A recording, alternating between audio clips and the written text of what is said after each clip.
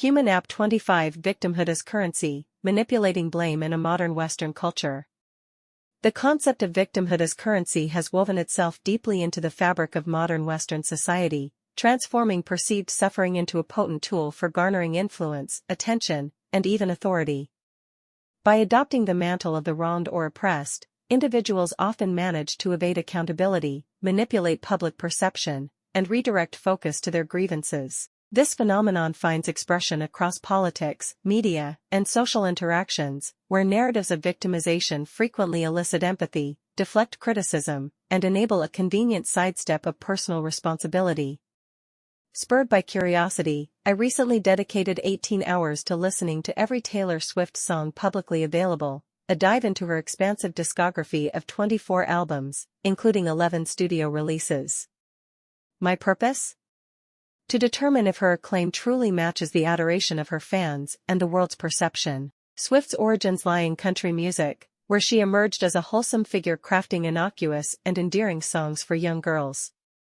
Her early voice was not particularly robust, though it possessed a sweetness fitting for the safe and approachable tunes of her initial career. Parents could comfortably let their children listen without concern. From the start, it was evident that Swift wrote most of her songs herself, likely strumming them into existence on her guitar. Unsurprisingly, these were predominantly slow ballads centered on love, a reflection of her teenage worldview. As her fame burgeoned, so too did her ambition to enter the mainstream, culminating in her transition to pop, a domain where she has remained far longer than her country beginnings. Thus, my assessment focuses largely on her tenure as a pop artist.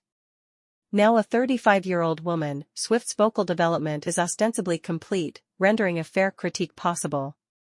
Her catalog spans over 21 hours of music, a marathon of material with strikingly repetitive themes. After sifting through her discography, I counted perhaps 20 songs that stood out as distinct, mainly those with upbeat tempos. The overwhelming majority, however, were slow ballads steeped in recurring motifs of heartbreak and betrayal. Nearly every song chronicles love from the vantage point of a wronged woman, an endless cycle of infidelity, disappointment, or mistreatment. Apart from rare exceptions like Tim McGraw and You Belong With Me, Swift's lyrical narrative remains static. She is perpetually the victim. This monotony renders her work difficult to differentiate, songs blend together indistinguishably, and the lack of variety becomes glaringly apparent. The reasons behind this homogeneity became clear. 1. Limited life experience. Swift was born into privilege, her early life free of notable hardship. Beginning her career as a child, her songwriting draws heavily from the clichés of teenage romance films and novels, lacking the depth born of lived struggle. 2. Overuse of poetic tropes. Her lyrics frequently lean on a select lexicon she deems profound. Terms like scarlet or fortnight appear with noticeable frequency, contributing to an air of contrived depth. 3. Vocally unremarkable.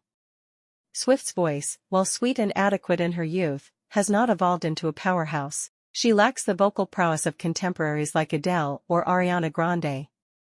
Consequently, her songs remain confined to soft, delicate delivery, with production value doing much of the heavy lifting. 4. Catering to a generic female audience. Swift's music is tailored almost exclusively to women, particularly those who embrace a victim mentality. By echoing sentiments of heartbreak and injustice, she taps into a universal narrative many women find relatable: he broke your heart, or he left you alone.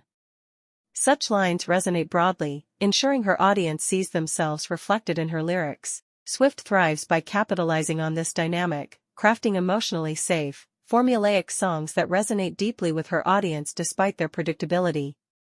When she ventures into more upbeat tempos, her work becomes more engaging, but the slower tracks blur into a repetitive haze of middle school-level relationship poetry set to music.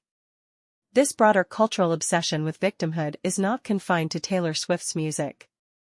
Across society, self-victimization has morphed into a celebrated phenomenon, often cloaked in narratives of childhood trauma, whether authentic or exaggerated. This trend provides a convenient excuse for personal flaws or poor choices, while inviting validation and camaraderie from those who empathize.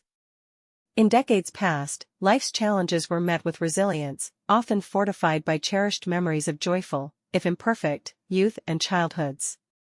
But the current zeitgeist encourages individuals to revisit and reinterpret these formative years through a lens of negativity, creating new narratives of suffering to explain present shortcomings. Public figures are at the forefront of this movement, unveiling tales of troubled upbringings to rationalize erratic behavior or darker tendencies.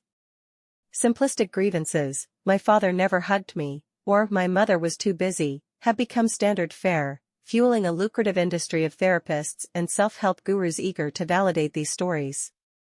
The payoff is substantial, a ready-made absolution of responsibility and an outpouring of public sympathy. Celebrities, despite their lives of privilege and excess, craft these narratives to cultivate relatability and elicit admiration as survivors.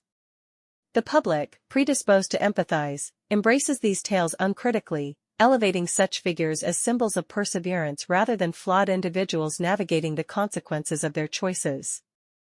In this age of hyperpsychologization, victimhood has become a potent social currency, reshaping how individuals perceive themselves and how society at large responds to narratives of hardship. Whether in music or broader culture, the allure of the victim narrative continues to dominate, rewarding those who lean into it and sidelining the virtues of accountability and growth. Did you like this analysis? It is an excerpt of Human Dynamics, Mind Map of 52 Human Apps, a new book from influence architects describing 52 key human behaviors. The goal is to offer you the type of intelligence and consulting major decision-makers are generally getting. Influence architects show you human dynamics, unveil propaganda, debunking fake news, shatter illusions, present myths and lies. We unfake for you, we show behavior patterns, we expose how the overlords rule, we work as your influence radar. Our channel will provide regular updates prepared by our team focusing on key narratives, as well as on manipulations that affect most of us from financial to career moves, social political pressure, current trends and news, health, lifestyle and personal relationships. Our subscribers can go further with dedicated support. We do also personal support and coaching.